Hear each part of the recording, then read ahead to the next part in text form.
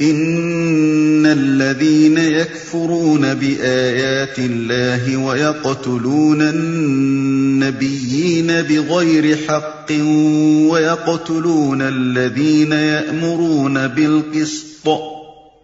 ويقتلون الذين يأمرون بالقسط من الناس فبشرهم بعذاب أليم۔ جو لوگ اللہ کے احکام و ہدایات کو ماننے سے انکار کرتے ہیں اور اس کے پیغمبروں کو ناحق قتل کرتے ہیں اور ایسے لوگوں کی جان کے درپے ہو جاتے ہیں جو خلق خدا میں سے عدل و راستی کا حکم دینے کے لیے اٹھیں، ان کو دردناک سزا کی خوشخبری سنا دو۔ یہ تنزیہ انداز بیان ہے۔ مطلب یہ ہے کہ اپنے جن کرتوتوں پر وہ آج بہت خوش ہیں اور سمجھ رہے ہیں کہ ہم بہت خوب کام کر رہے ہیں، انہیں بتا دو کہ تمہارے ان اعمال کا انجام یہ ہے۔ اولئک الذین حبطت اعمالهم فی الدنیا والآخرة وما لهم من ناصرین۔ یہ وہ لوگ ہیں جن کے اعمال دنیا اور آخرت دونوں میں ضائع ہو گئے اور ان کا مددگار کوئی نہیں ہے۔ یہ وہ لوگ ہیں جن کے اعمال دنیا اور آخرت دونوں میں ضائع ہو گئے، یعنی انہوں نے اپنی قوتیں اور کوششیں ایسی راہ میں صرف کی ہیں جس کا نتیجہ دنیا میں بھی خراب ہے اور آخرت میں بھی خراب ہے، اور ان کا مددگار کوئی نہیں ہے۔ یعنی کوئی طاقت ایسی نہیں ہے جو ان کی اس غلط صحیح و عمل کو سفل بنا سکے یا کم از کم بدانجامی ہی سے بچا سکے۔ جن جن قوتوں پر وہ بھروسہ رکھتے ہیں کہ وہ دنیا میں یا آخرت میں یا دونوں جگہ ان کے کام آئیں گی، ان میں سے فی الواقع کوئی بھی ان کی مددگار ثابت نہ ہوگی۔ أَلَمْ تَرَ إِلَى الَّذِينَ أُوتُوا نَصِيبًا مِنَ الْكِتَابِ يُدْعَوْنَ إِلَى كِتَابِ اللَّهِ لِيَحْكُمَ بَيْنَهُمْ ثُمَّ يَتَوَلَّى فَرِيقٌ مِّنْهُمْ وَهُمْ مُعْرِضُونَ۔ تم نے دیکھا نہیں کہ جن لوگوں کو کتاب کے علم میں سے کچھ حصہ ملا ہے ان کا حال کیا ہے؟ انہیں جب کتاب الہی کی طرف بلایا جاتا ہے تاکہ وہ ان کے درمیان فیصلہ کرے تو ان میں سے ایک فریق اس سے پہلو تہی کرتا ہے اور اس فیصلے کی طرف آنے سے منہ پھیر جاتا ہے۔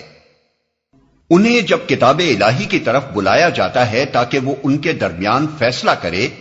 یعنی ان سے کہا جاتا ہے کہ خدائی کتاب کو آخری سند مان لو، اس کے فیصلے کے آگے سر جھکا دو،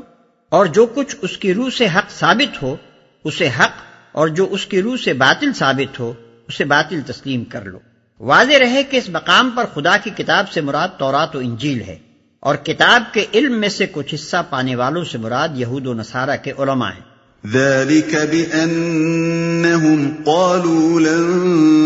تمسنا النار إلا أياما معدودات وغرهم في دينهم ما كانوا يفترون۔ ان کا یہ طرز عمل اس وجہ سے ہے کہ وہ کہتے ہیں آتش دوزخ تو ہمیں مس تک نہ کرے گی، اور اگر دوزخ کی سزا ہم کو ملے گی بھی تو بس چند روز۔ ان کے خود ساختہ عقیدوں نے ان کو اپنے دین کے معاملے میں بڑی غلط فہمیوں میں ڈال رکھا ہے۔ اور اگر دوزخ کی سزا ہم کو ملے گی بھی تو بس چند روز،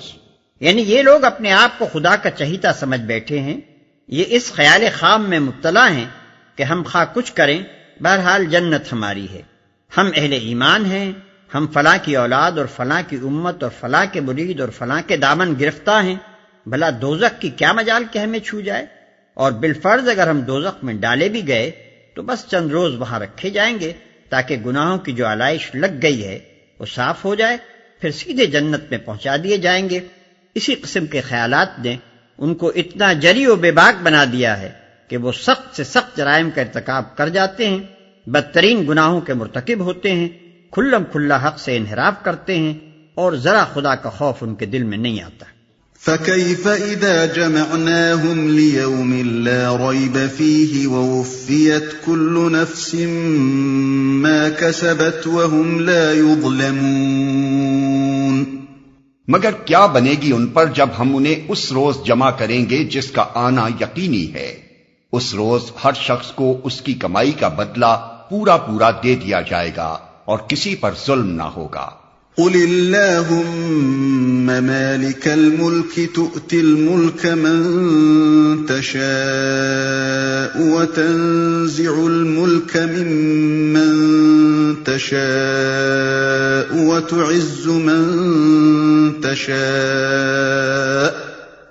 وتعز من تشاء وتذل من تشاء بيدك الخير إنك على كل شيء قدير تولج الليل في النهار وتولج النهار في الليل وتخرج الحي من الميت وتخرج الميت من الحي وترزق من تشاء بغير حساب۔ کہو خدایا ملک کے مالک، تو جسے چاہے حکومت دے اور جس سے چاہے چھین لے، جسے چاہے عزت بخشے اور جسے چاہے ذلیل کر دے، بھلائی تیرے اختیار میں ہے، بے شک تو ہر چیز پر قادر ہے۔ رات کو دن میں پروتا ہوا لے آتا ہے اور دن کو رات میں، جاندار میں سے بے جان کو نکالتا ہے اور بے جان میں سے جاندار کو، اور جسے چاہتا ہے بے حساب رزق دیتا ہے۔ جب انسان ایک طرف کافروں اور نافرمانوں کے کرتوت دیکھتا ہے اور پھر یہ دیکھتا ہے کہ وہ دنیا میں کس طرح پھل پھول رہے ہیں، دوسری طرف اہل ایمان کی اطاعت شعاریاں دیکھتا ہے اور پھر ان کو اس فقر و فاقہ اور ان مصائب و آلام کا شکار دیکھتا ہے جن میں نبی صلی اللہ علیہ وسلم اور آپ کے صحابہ کرام رضوان اللہ تعالی علیہم اجمعین 3 ہجری اور اس کے لگ بھگ زمانے میں مبتلا تھے، تو قدرتی طور پر اس کے دل میں ایک عجیب حسرت آمیز استفہام گردش کرنے لگتا ہے۔ اللہ تعالیٰ نے یہاں اسی استفہام کا جواب دیا ہے اور ایسے لطیف پیرائے میں دیا ہے کہ اس سے زیادہ لطافت کا تصور نہیں کیا جا سکتا۔ لا يتخذ المؤمنون الكافرين أولياء من دون المؤمنين ومن يفعل ذلك فليس من الله في شيء إلا أن تتقوا منهم تقاه ويحذركم الله نفسه وَإِلَى اللَّهِ الْمَصِيرُ۔ مومنین اہل ایمان کو چھوڑ کر کافروں کو اپنا رفیق اور دوست ہرگز نہ بنائیں، جو ایسا کرے گا اس کا اللہ سے کوئی تعلق نہیں۔ ہاں یہ معاف ہے کہ تم ان کے ظلم سے بچنے کے لیے بظاہر ایسا طرز عمل اختیار کر جاؤ، مگر اللہ تمہیں اپنے آپ سے ڈراتا ہے اور تمہیں اسی کی طرف پلٹ کر جانا ہے۔ بظاہر ایسا طرز عمل اختیار کر جاؤ، یعنی اگر کوئی مومن کسی دشمن اسلام جماعت کے چنگل میں پھنس گیا ہو اور اسے ان کے ظلم و ستم کا خوف ہو تو اس کو اجازت ہے کہ اپنے ایمان کو چھپائے رکھے اور کفار کے ساتھ بظاہر اس طرح رہے کہ گویا انہی میں کا ایک آدمی ہے، یا اگر اس کا مسلمان ہونا ظاہر ہو گیا ہو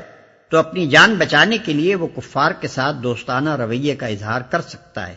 حتیٰ کہ شدید خوف کی حالت میں جو شخص برداشت کی طاقت نہ رکھتا ہو اس کو کلمہ کفر تک کہہ جانے کی رخصت ہے، اور تمہیں اسی کی طرف پلٹ کر جانا ہے۔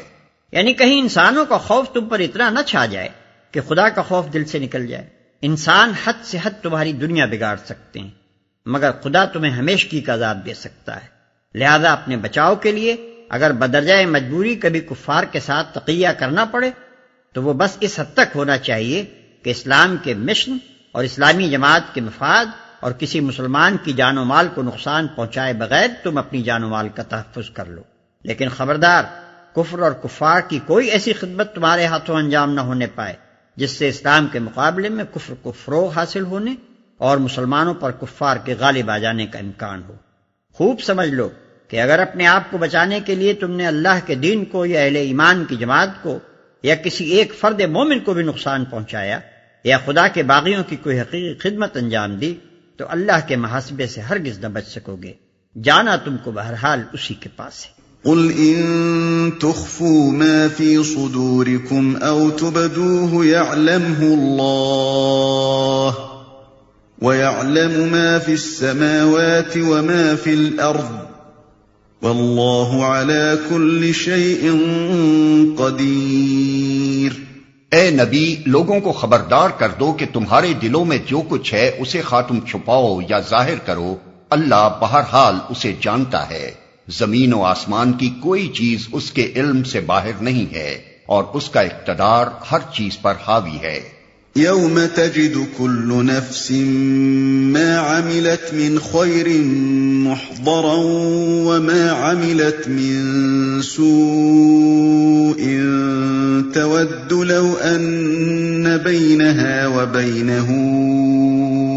امدا بعیدا وَيُحَذِّرُكُمُ اللَّهُ نَفْسَهُ وَاللَّهُ رَءُوفٌ بِالْعِبَادِ۔ وہ دن آنے والا ہے جب ہر نفس اپنے کیے کا پھل حاضر پائے گا، خواہ اس نے بھلائی کی ہو یا برائی۔ اس روز آدمی یہ تمنا کرے گا کہ کاش ابھی یہ دن اس سے بہت دور ہوتا۔ اللہ تمہیں اپنے آپ سے ڈراتا ہے اور وہ اپنے بندوں کا نہایت خیر خواہ ہے۔ یعنی یہ اس کی انتہائی خیرخواہی ہے کہ وہ تمہیں قبل از وقت ایسے اعمال پر متنبع کر رہا ہے جو تمہارے انجام کی خرابی کے موجب ہو سکتے ہیں۔